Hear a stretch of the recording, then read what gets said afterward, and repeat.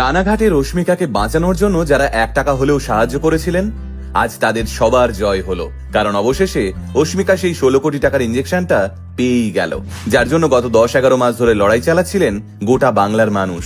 হ্যাঁ, গত বুধবার অর্থাৎ 18 জুন কলকাতার পিএলএস হাসপাতালে অস্মিকাকে দেওয়া হলো সেই 16 কোটি টাকার জোলজেন্সমা ইঞ্জেকশন, যেটা না পেলে অস্মিকা বাঁচতেই পারত না।